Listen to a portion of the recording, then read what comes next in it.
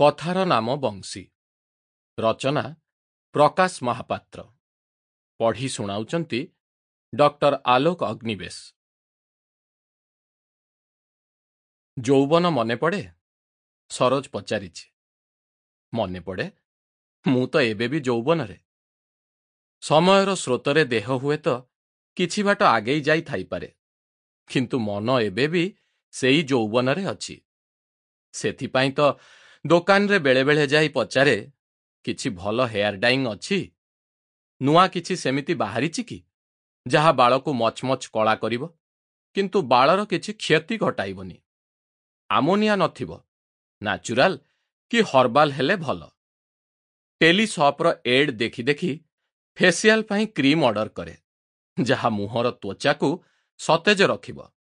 ବୟସର ଚିହ୍ନକୁ ସମ୍ପୂର୍ଣ୍ଣ ନହେଲେ ବି କିଛିଟା ଢାଙ୍କି ଦେଇପାରିବ। କେବଳ ସେତିକି ନୁହେଁ, ପୋଷାକ ପତ୍ରରେ ବି ମୁଁ ଭାରି ଚୁଜି। ଧୁମ୍ କିଣେ, ବସଷ୍ଟାଣ୍ଡ ରବି ମାଷ୍ଟର ପାଖେ ଢେର ବନାଏ। ଏସବୁର କାରଣ ହେଲା ସତେଜ ମନ ପାଇଁ ଫିନ୍ ଫିନ୍ ପୋଷାକଟେ ବୋଧେ ନିହାତି ଜରୁରୀ। ନୂଆ ସାର୍ଟ ପିନ୍ଧି ସାଙ୍ଗମାନଙ୍କ ଆଗରେ ଟହଲ ମାରିଲା ବେଳେ କିଏ ଯଦି ପୋଷାକପତ୍ର ଉପରେ ଟିପ୍ପଣୀ ନଦେଲା, ତେବେ ମନ ଦୁଃଖ ହୋଇଯାଏ। ନିଜ ତରଫରୁ ବି ସଫେଇ ଦିଏ।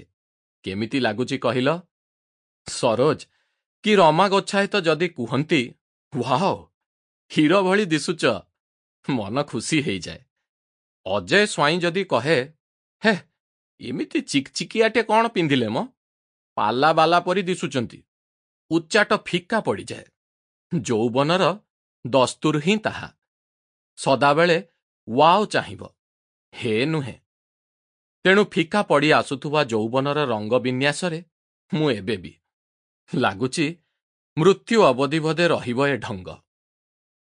ତେବେ ଏ ଦେହକୁ ଯୌବନ କେବେ ଓ କେମିତି ଆସିଲା ଓ ଦେହରୁ କେବେ ଯିବା ପାଇଁ ନୋଟିସ ଫୋଟିସ ଦେଲା, ତାର ବିଧିବଦ୍ଧ ସମୟ ସମ୍ପର୍କରେ କହିପାରିବିନି।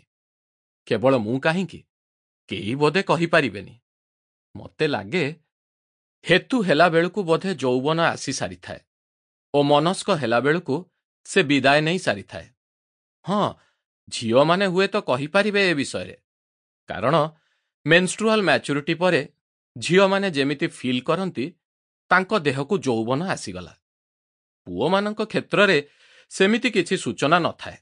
ରାଧୁ ମିଶ୍ର ତ ସ୍ପଷ୍ଟ ଲେଖିଛନ୍ତି, ଯେଉଁଦିନ ପୋଷାକ ମାପ ଦେବା ପାଇଁ ଝିଅ ବଦଳରେ ଝିଅର ମା ଯାଏ, ସେଇ ଦିନଠାରୁ ଭାବି ନେବାକୁ ହୁଏ ଯେ ଝିଅର ଯୌବନ ଆସିଗଲା। ବାଃ, କେଡ଼େ ସରଳ ଅଭିବ୍ୟକ୍ତି! ଅବଶ୍ୟ ପୁଅଙ୍କ ନିଶଧାଡ଼ି ଉଠିଲା ପରେ ପରେ ସେମିତି ଟିକେ ଟିକେ ଲାଗେ, କିନ୍ତୁ ତାହା ଭାରି ଅସ୍ପଷ୍ଟ। ନିଶଦାଢ଼ି ଉଠିବା ପୂର୍ବରୁ ବି ତ ଲାଗେ। ମୋର ନିଶ ଉଠୁନଥିଲା।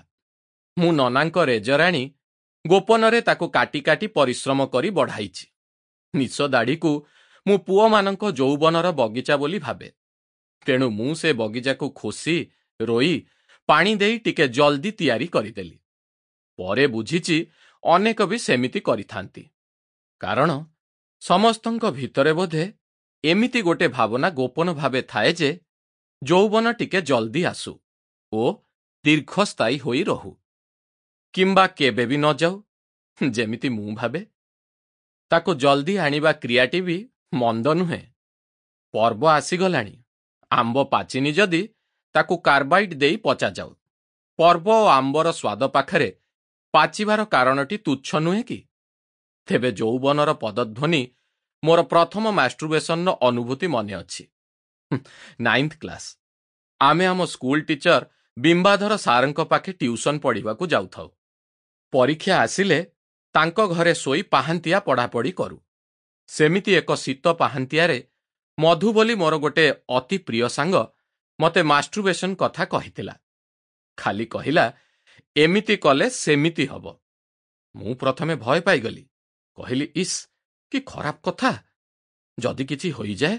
ସେ ହସିଲା, କହିଲା, ନା ରେ, କିଛି ହେବନି, ଦେଖିବୁ ବଢ଼ିଆ ଲାଗିବ, ସମସ୍ତେ କରନ୍ତି। ମୁଁ ତା କଥାରେ ପଡ଼ି ଏମିତି କଲି। ସତକୁ ସତ ସେମିତି ଲାଗିଲା।